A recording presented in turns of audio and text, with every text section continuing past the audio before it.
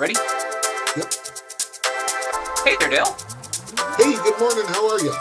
I'm doing pretty well. Happy Tuesday. How are you? Yep, it's Tuesday. What's not to like about Tuesday? Well, next week, Thursday, is going to be a better day because we are doing a 1031 exchange with the Delaware Statutory Trust. Now, if you've already fallen asleep, wake up, okay? This is actually a fantastic listing tool. It's a wonderful opportunity to get more listings. Here's why. It answers the question, how do I, as a landlord, stop being a landlord without capital gains? I'm sick and tired of rising property insurance, rising property tax. I'm tired of tenants. I'm tired of all the California landlord laws that make it so difficult for me to earn an honest living with it. And there's all the headaches and expenses, the tenants, the repairs, the dogs, the cats, the everything. How do I stop being a landlord without paying capital gains?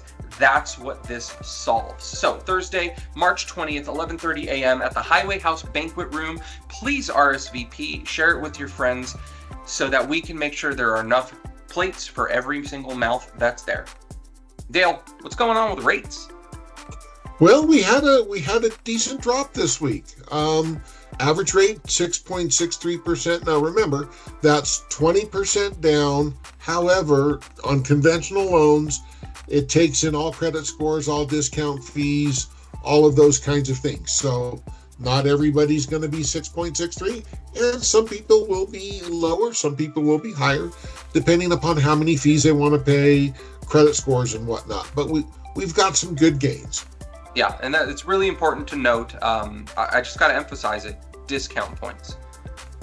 This is including discount points. So Yep. We've talked about it before in a past video. If you're interested in figuring out what discount points are and how they affect that number, then go ahead, check out that video. You'll see it in our link description as well. Talking about rates a little bit further.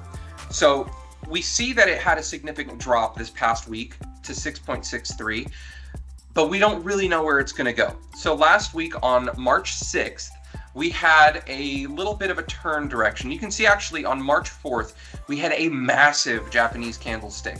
And the reason this is important is because this shows the volatility in a particular day. We rose all the way up to this point on March 6th, and we dropped all the way to this point, but eventually we settled right here.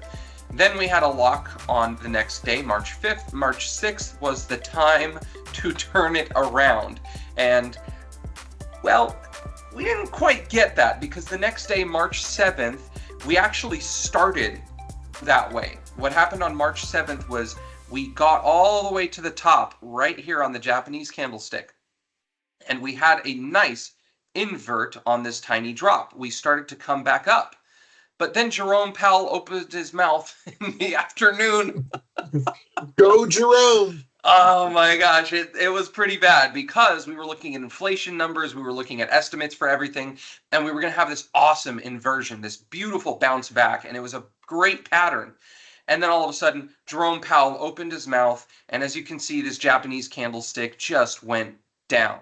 So we continued our downward trend all the way back from March 4th, landed at March 7th here, and as you can see, we had a couple of times where we tried to get back up, and it just didn't happen. So instead of actually seeing any gains, instead of seeing actually any losses, we kind of hit this stagnation point with mortgage-backed securities.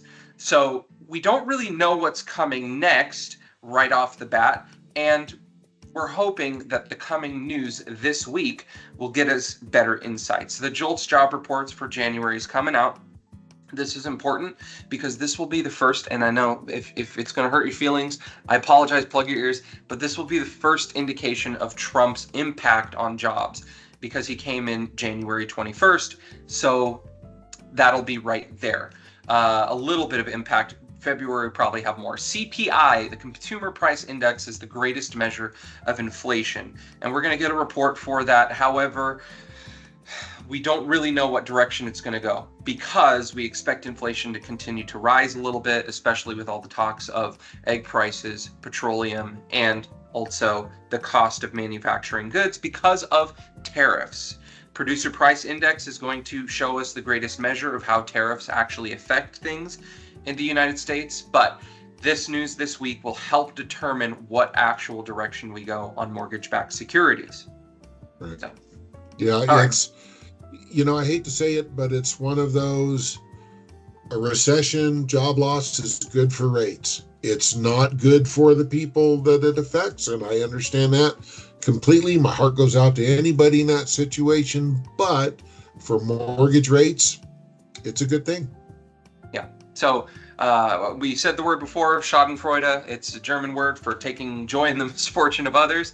We're not doing that here, but we're just pointing out the correlation between the fact that a failing economy usually spurs the Federal Reserve or lenders of any kind to lower their interest rates so that people will spend more money. All right, and then last reminder, we have this presentation Thursday, March 20th. Please, please, please sign up as soon as you can, because we are filling up real fast and we're almost out of room. So, Dale, thank you so much. You have a great day. You as well. Thanks. All right. Bye-bye. Alrighty. What'd you think? Was that okay? I think so.